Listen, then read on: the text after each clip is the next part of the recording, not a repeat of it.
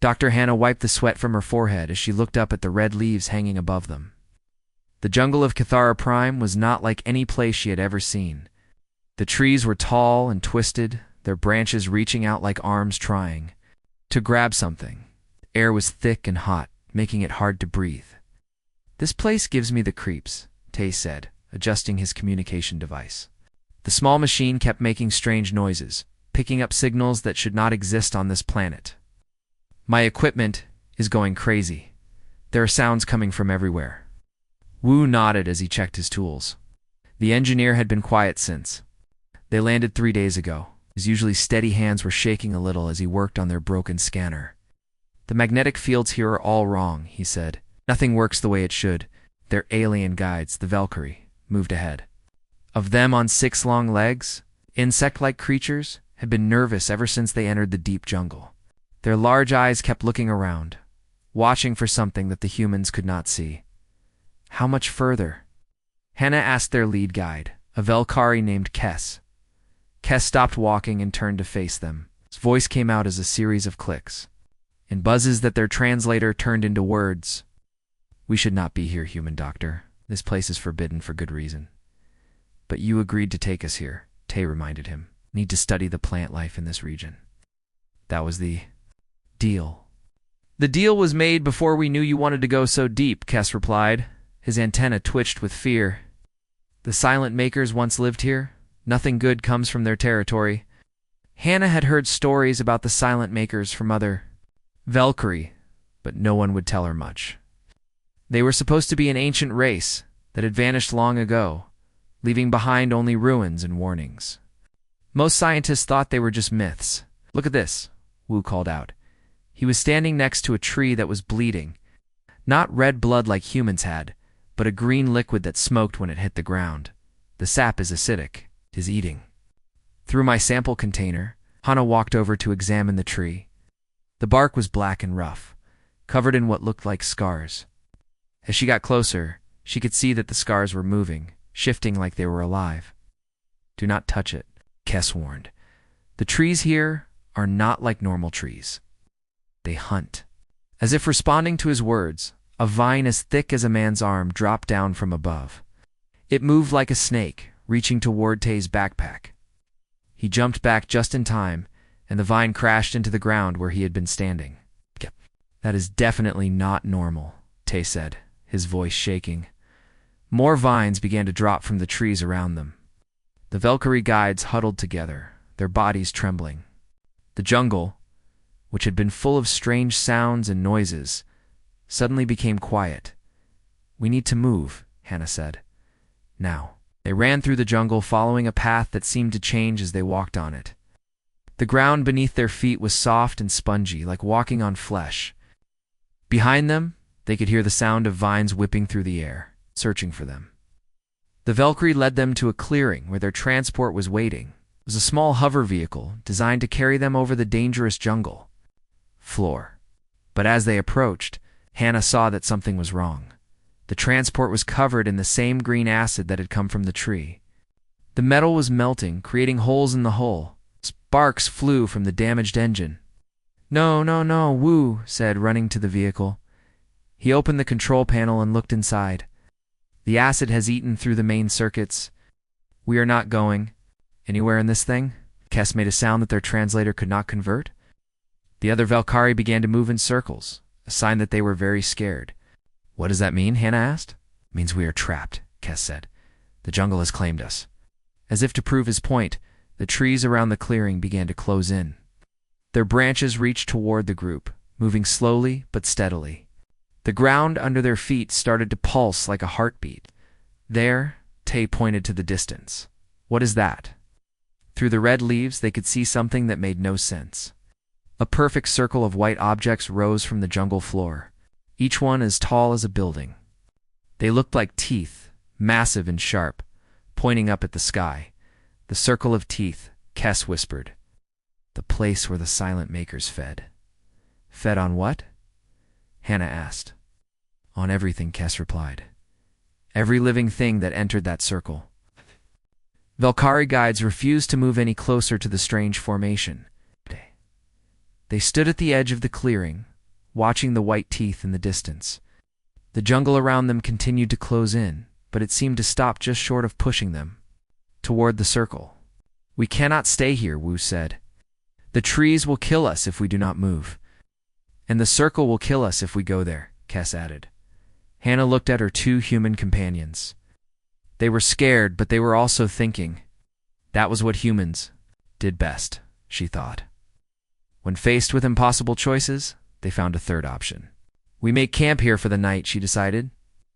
"Between the trees and the circle, figure out what that thing is, and we find a way out of this mess." As the sun set over Cathara Prime, the jungle became even stranger. The trees glowed with a faint blue light, and sounds came from the darkness that no living thing should make. The circle of teeth stood in the distance, silent and waiting, but the three humans did not sleep. They worked through the night studying their situation and planning their next move.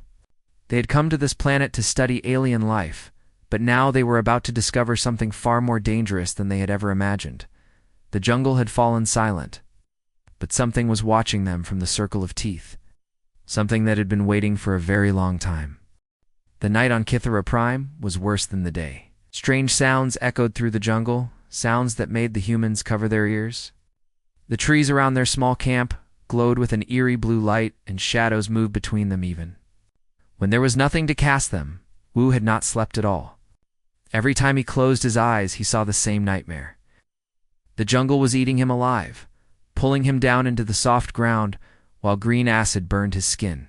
He would wake up screaming, covered in sweat.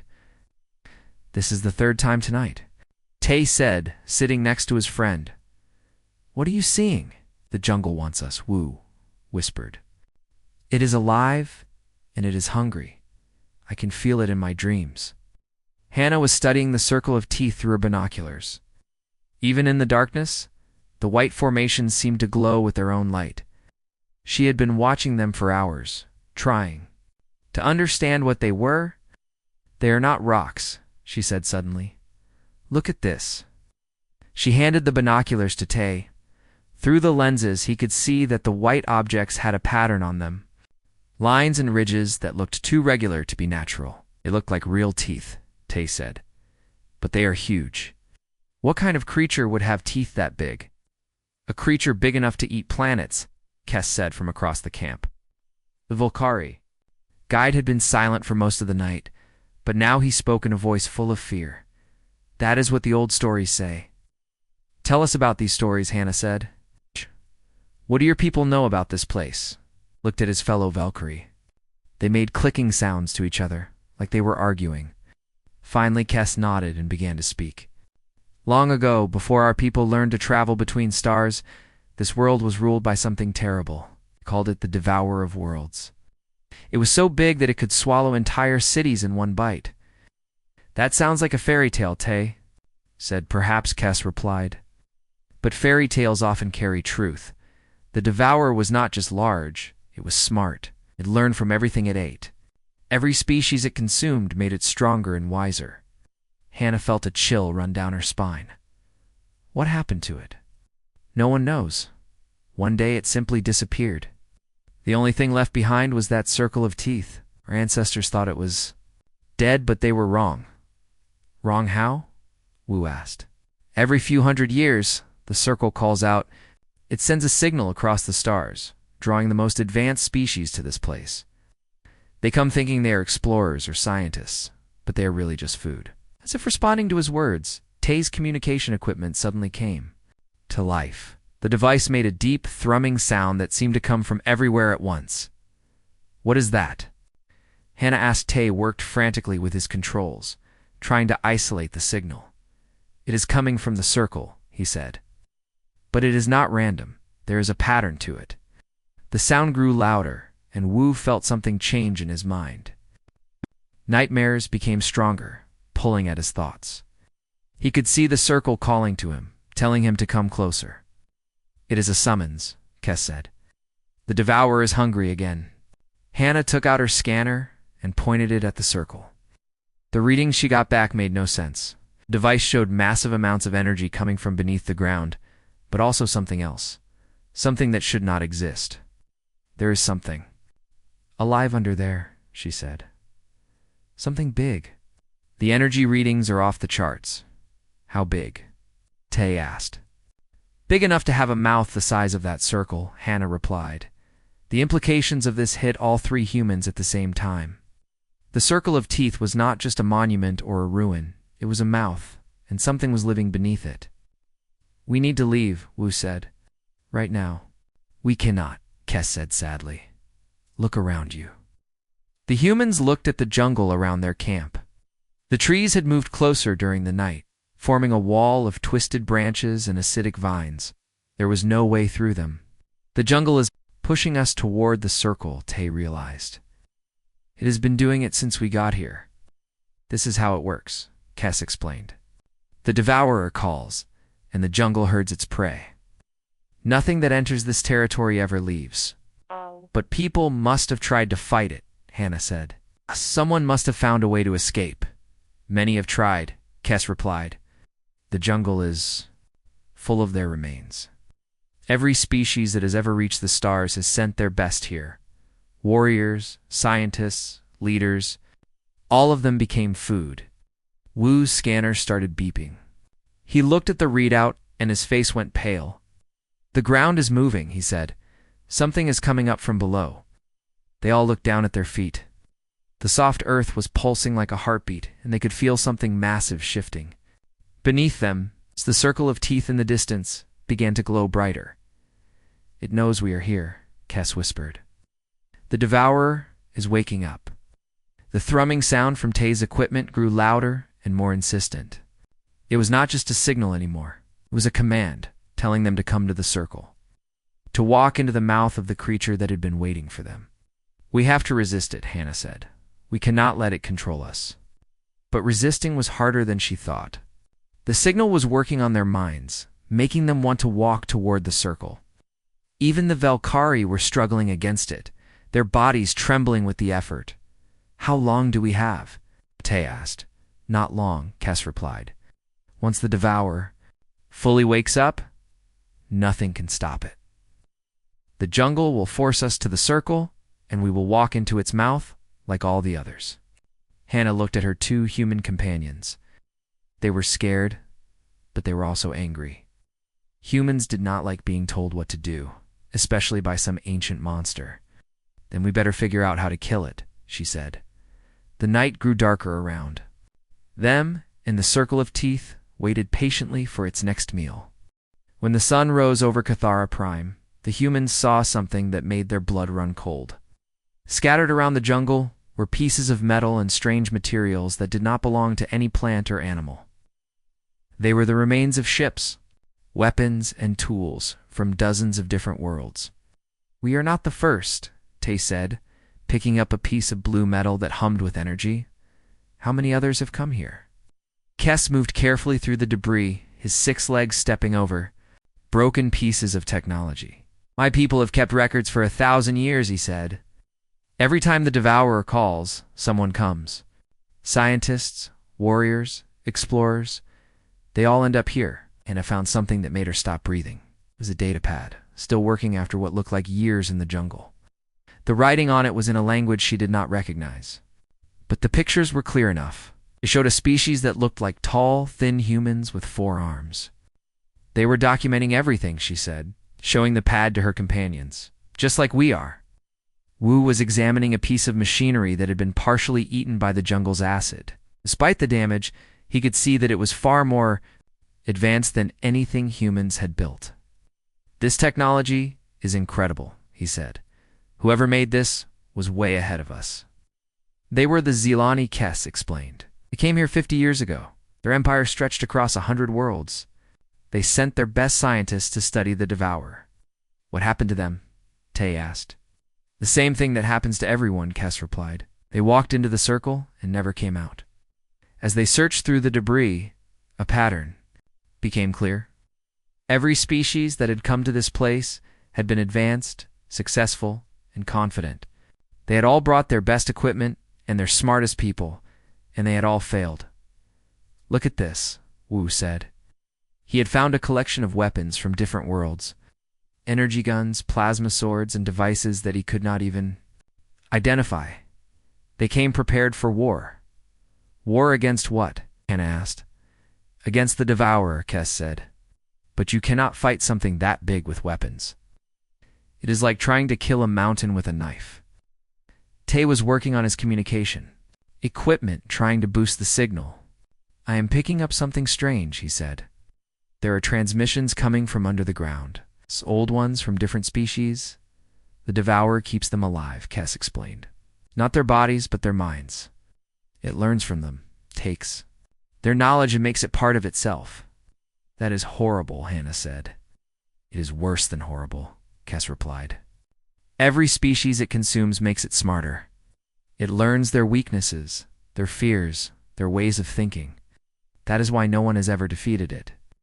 Wu had been studying the alien technology more carefully. He found that many of the devices had been modified, combined with organic materials that looked like they came from the jungle itself.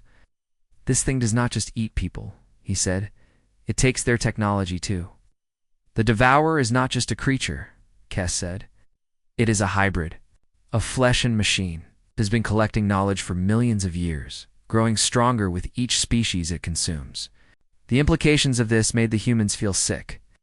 They were not just facing a big monster. They were facing something that had the combined intelligence of countless civilizations. Why does it do this? Hannah asked. What does it want? Survival, Kes said simply. The Devourer fears that one day a species will grow strong enough to threaten it. So it destroys them before they can become dangerous. But how does it know which species to target? Tay asked. It watches, Kes replied. The jungle is connected to sensors all across the galaxy. When a species begins to expand too quickly, to grow too powerful, the Devourer sends out its call. Hannah felt a chill of understanding. Humanity, she said. We have been expanding fast, building colonies, exploring new worlds. Yes, Kes nodded. Your species has been marked. The call was sent specifically to draw humans here. But we are not even that advanced, Wu protested. There are species out there with much better technology. Technology is not what the Devourer fears, Kes said. It fears growth. Your species spreads faster than any other. You adapt to new environments. You survive where others would die. That makes you dangerous. As if responding to their conversation, the ground beneath them began to pulse more strongly. The circle of teeth in the distance started to glow with a brighter light. It is listening, Kes whispered. The Devourer has been studying you since you arrived. It knows what you are thinking. Then it knows we are not going to give up, Hannah said defiantly. That is exactly what it wants to know, Kes replied. It studies how each species fights, how they think, how they solve problems, and it uses that knowledge against the next species that comes. The trees around them began to move again, their branches reaching toward the camp. The jungle was slowly pushing them closer to the circle of teeth. We need to find a way to break the pattern, Tay said. Every species that has come here has failed the same way. They all brought their best, Wu realized. Their strongest warriors, their smartest scientists, their greatest leaders. But we are just ordinary researchers. Maybe that is the point, Hannah said. Maybe being ordinary is what we need. The Valkyrie looked at her with confusion. I do not understand, Kes said. The Devourer expects the best, Hannah explained. It prepares for the strongest, the smartest, the most dangerous. Are none of those things? What if we are just 3 people who refuse to quit? The ground pulsed again, and they could feel something massive moving beneath them. The Devourer was waking up, preparing to face whatever humanity had sent to challenge it. But humanity had not sent their best. They had sent 3 ordinary people who had stumbled into a trap. People who were scared, confused, and completely unprepared for what they were about to face, and maybe, just maybe, that was exactly what they needed to be. The jungle gave them no choice. By midday, the trees had pushed them to the edge of the circle of teeth. The massive white formations towered above them like the walls of a cathedral, each one taller than any building the humans had ever seen. Really our teeth, Wu said, touching the surface of one. It was smooth and hard, but warm to the touch. I can feel it breathing, Tay asked. The whole thing is alive, Wu explained. These are not fossils. They're a part of something that is still living. Kess and the other Valkyrie had stopped at the edge of the circle. They would not take another step forward. This is as far as we can go, Kess said. The rest is up to you. You are just going to leave us here? Hannah asked. We cannot help you? Beyond this point, Kess replied, the Devourer will not harm us if we stay outside the circle. But if we enter, we will die with you. Thanks for the vote of confidence, Tay muttered. The ground inside the circle was soft and spongy, like walking on flesh. It pulsed with a slow, steady rhythm that matched a heartbeat. With each step, the humans could feel they were walking deeper into something alive. There, Hannah pointed to the center of the circle. Do you see that? In the middle of the ring of teeth was a spiral pathway that led down into the ground. The walls of the pathway glowed with a blue-green light, and they could see that it went very deep. That is the way down, Tay said, into the belly of the beast. We do not have to go down there, Wu said. We could try to climb out between the teeth. No, Hannah said firmly. We came here to study alien life. Well, this is the most alien life we are ever going to find. We need to understand what we are facing. The spiral pathway was wide enough for them to walk side by side. Walls were covered in a substance that looked like a mixture of plant and animal tissue. It was warm and wet, and it moved slightly when they touched it. This is disgusting, Tay said, trying not to touch the walls. It is incredible, Hannah replied. This creature has been alive for millions of years. Think about what we could learn from it, if it does not eat us first, Wu pointed out. As they went deeper, they began to see things embedded in the walls. At first, they looked like decorations or artwork. But as they got closer, they realized they were much more disturbing. Those are cocoons, Hannah said, stopping in front of one. Inside the translucent shell, they could see the shape of something that had once been alive. There are hundreds of them. Thousands, Tay corrected, looking ahead down the pathway. Go all the way down. Each cocoon contained the remains of a different species. Some looked almost human, others were completely alien. But all of them had their eyes open, staring out at the humans as they passed. They are still alive, Wu said with horror. I can see them breathing.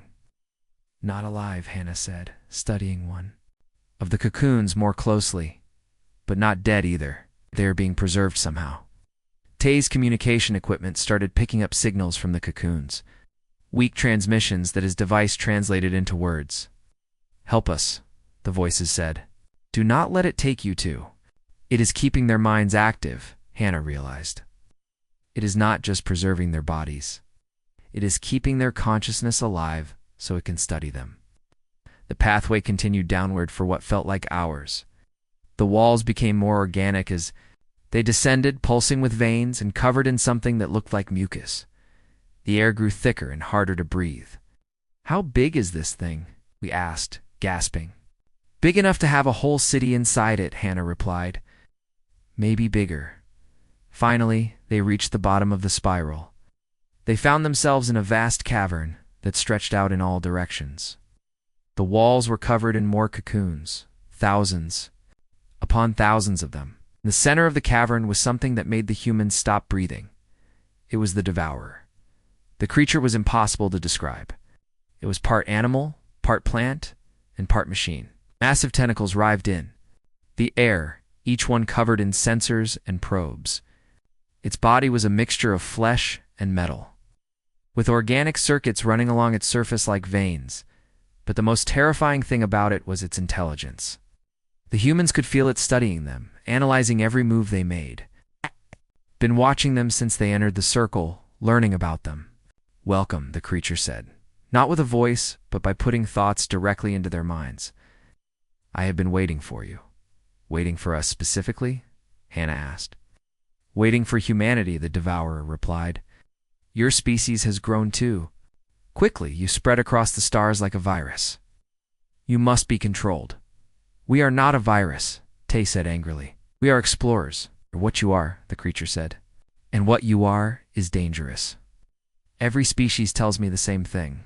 They are explorers, or scientists, or peaceful beings. But they all want to survive, to grow, to spread. And eventually they all become a threat. So you eat them, Wu said. I preserve them, the devourer corrected. I keep their knowledge, their experiences, their essence. They become part of me, and through me, they live forever. That is not living, Hannah said. That is imprisonment. It is survival, the creature replied. For both them and me. I take what I need to grow stronger, and in return, I give them immortality. The devourer began to move closer to them, its tentacles reaching out. The humans could feel its power, its ancient intelligence pressing against their minds. You will join them, it said. You will become part of something greater than you ever imagined. But the humans did not run. They did not beg or plead. They stood their ground and prepared to fight. It was time to show this ancient creature what humanity was really made of. The devourer's tentacles wrapped around the three humans, but instead of crushing them, it held them gently. The creature was curious about something. You are not what I expected, it said, its thoughts flowing into their minds. I have consumed the greatest warriors of 1,000 worlds. I have absorbed the knowledge of the most brilliant scientists. But you are none of these things. Sorry to disappoint you, Hannah said, struggling against the tentacle that held her. I am not disappointed, the devourer replied. I am confused. When I sent the call to your species, I expected them to send their best, their strongest soldier, their smartest leader, their most dangerous weapon. Instead, they sent 3 ordinary researchers. We were not sent, Tay said. We came here by accident. Accident? The creature's thoughts showed surprise. Impossible. The call was specifically designed to draw your species champions to this place. Well, it did not work, Wu said. We are just 3 people who got lost in the jungle. The devourer studied them more closely, its sensors probing. Their minds? What it found there made it even more confused. These humans were scared, unprepared, and completely outmatched. But they were not giving up. Fascinating, it said. Every other species accepts their fate when they realize what I am. They understand that resistance is futile. But you continue to fight even when you know you cannot win. That is what humans do, Hannah said. We do not know when to quit. But that is illogical, the devourer replied. When faced with impossible odds, the logical response is surrender. Why do you persist? Because we are stupid, Tay said with a laugh. Too stupid to know when we are beaten. The creature began its absorption process, the same one it had used on countless species before. Its tentacles started to pull knowledge from their minds, learning about human technology, human culture, human ways of thinking. But something went wrong. Instead of passively allowing the process to happen, the humans fought back. Not with weapons or technology, but with pure stubbornness. They refused to let the creature take their memories without a fight. What are you doing? The devourer asked, its thoughts showing confusion and alarm. We are being human, Hannah said, gritting her teeth as she fought against the mental intrusion. The creature had absorbed thousands of species over millions of years. Each one had been different, but they all followed the same pattern. They would fight physically at first, then mentally, then finally accept their fate when they realized resistance was hopeless. But humans were different. They did not follow the pattern. Even when faced with certain death, they kept fighting. They treated the absorption process like a puzzle to be solved, not a fate to be accepted. This is impossible, the devourer said. You cannot resist me. I'm too powerful. Maybe, Wu said, using his engineering knowledge to find ways to disrupt the creature's hybrid technology. But we are too stubborn to care. The human engineer began to sabotage the devourer's systems from the inside. He used principles the ancient creature had never encountered before. Human concepts of making things work with whatever was available, of finding solutions that were good enough rather than perfect. The devourer's technology was ancient and sophisticated, but it was also rigid. It expected inputs and responses that followed logical patterns. Human thinking was chaotic, unpredictable, and often made no sense. You are damaging my systems, the creature said, its thoughts showing something it had not felt in millions of years. Fear. Good, Wu replied, continuing to monkey with the organic circuits that controlled the absorption process. Meanwhile, Tay was using his communication equipment in ways it was never designed for. He turned his radio into a weapon, broadcasting human thoughts and emotions directly into the devourer's mind. The creature recoiled from the chaotic stream of consciousness. Ah! Stop, it demanded. Your thoughts are too random, too violent, too alive. Welcome to humanity, Tay said, cranking up the broadcast power. But it was Hannah who made the most important discovery. While the devourer was distracted by her companions, she was studying the cocoons that lined the cavern walls. She realized that the preserved consciousnesses were not just passive prisoners, they were aware and they were watching. Can you hear me? She asked them. The response was immediate. Thousands of alien minds reached out to her, all of them desperate for freedom. They had been trapped for centuries, maybe millennia, forced to watch as their knowledge was used to consume other species. We can help you, they said. Must show us how. How to do what? Hannah asked. How to fight back, they replied. How to resist. How to be human. Hannah understood. The devourer's strength came from the knowledge it had absorbed, but it had never absorbed a species that refused to stay absorbed. It had never encountered beings who treated hopeless situations as challenges to overcome. Just do what we do, she told them. Do not give up. Do not accept defeat. Keep fighting no matter what. The effect was immediate. The preserved consciousnesses began to rebel against their captor. They used the knowledge they had been forced to share to turn the devourer's own systems against it. What is happening? The creature asked, its thoughts showing panic for the first time in its existence. You are learning what it means to deal with humans, Hannah said. We do not go quietly. The devourer found itself fighting not just 3 humans, but the combined will of every species it had ever consumed. The ancient creature that had ruled this world for millions of years was suddenly facing its greatest fear, beings who would never stop fighting back. This is impossible, it said again. You cannot defeat me. I am eternal. Maybe, Hannah said with a smile, but we are going to try anyway. The battle was not won with weapons or technology. It was won with the most human trait of all, the absolute refusal to accept that some problems cannot be solved. The battle inside the devourer's mind was unlike anything that had ever happened before. For millions of years, the creature had been the hunter, the predator, the one in control. Now it was fighting for its very existence against beings who refused to accept defeat. You do not understand, the devourer said, its thoughts becoming more desperate. I am trying to save the galaxy. Species that grow to powerful destroy everything around them. I prevent that from happening. By eating them? Anna asked, still fighting against the mental intrusion. By preserving them, the creature replied. I keep their knowledge safe. I make sure their wisdom is not lost when they inevitably destroy themselves.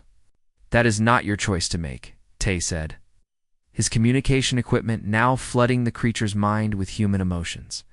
Love, hate, joy, sorrow, hope, despair, all the chaotic feelings that made humans human, the devourer recoiled from the emotional assault.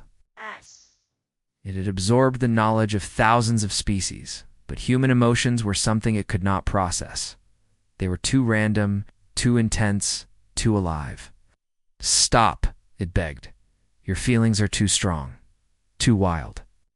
I cannot contain them. Then do not try, Wu said, his sabotage of the creature's systems reaching a critical point. Let us go. But the devourer could not let them go. Its entire existence was based on the belief that it was protecting the galaxy from dangerous species. If it let the humans escape, it would have to face the possibility that it had been wrong for millions of years. I cannot, it said. You are too dangerous. Your species spreads too fast, adapts too quickly. You will consume everything in your path, maybe, Hannah said. But that is for us to decide, not you. The creature's ancient mind struggled with this concept. It had been the guardian of the galaxy for so long that it had forgotten what it was like to not be in control. The idea that some species might have the right to make their own choices was terrifying. I have seen what happens when species grow. Too powerful, it said. They become destroyers. They consume worlds, enslave other species, turn the galaxy into a wasteland. Some do, Hannah agreed, but not all. You will never know which ones might be different if you eat them all. The preserved consciousnesses in the cocoons were growing stronger. Inspired by the humans' example, they were learning to fight back. Species that had been passive prisoners for centuries were now active rebels. "We want to be free," they said in unison. "We want to choose our own fate." The devourer felt its control slipping. Perfect system it had maintained for millions of years was falling apart. The beings it had preserved were no longer content to be preserved. They wanted to live. "This is chaos," it said. "Without my guidance, you will destroy each other." "Maybe," Wu said, his sabotage finally reaching a critical mass, "but at least we will do it ourselves." The creature's hybrid technology began to fail. Systems that had worked perfectly for eons were breaking down under the chaotic influence of human thinking. The devourer was learning what every tyrant eventually learns: that control is an illusion, and that no system is perfect enough to contain the desire for freedom. "I do not understand you," it said to the humans. "You know you cannot win.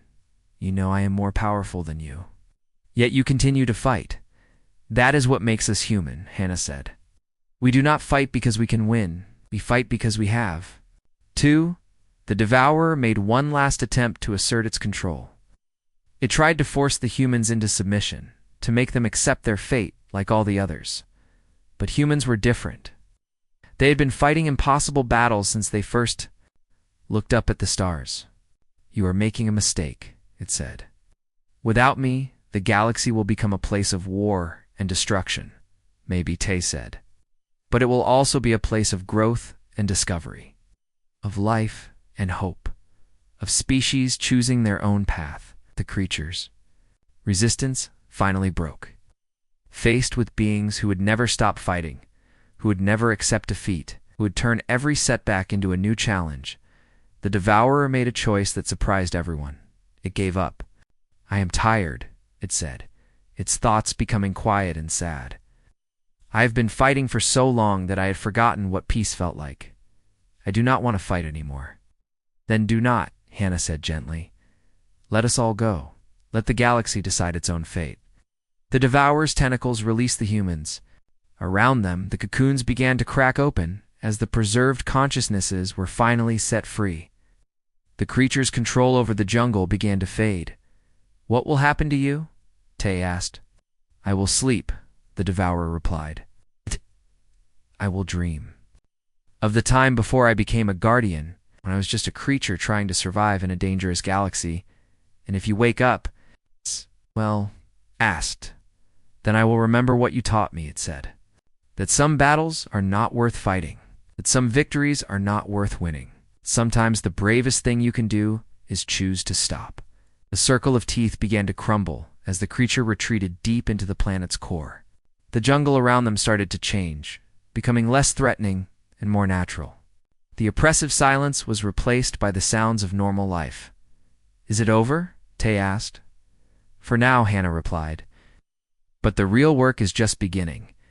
They had not just defeated an ancient predator, they had freed thousands of species that had been trapped for millions of years. The galaxy was about to become a much more crowded and chaotic place, but that was a problem for tomorrow. Today, 3 ordinary humans had done something extraordinary. They had faced the impossible and refused to accept defeat. They had shown that sometimes the greatest victories come not from being the strongest or the smartest, but from being too stubborn to quit.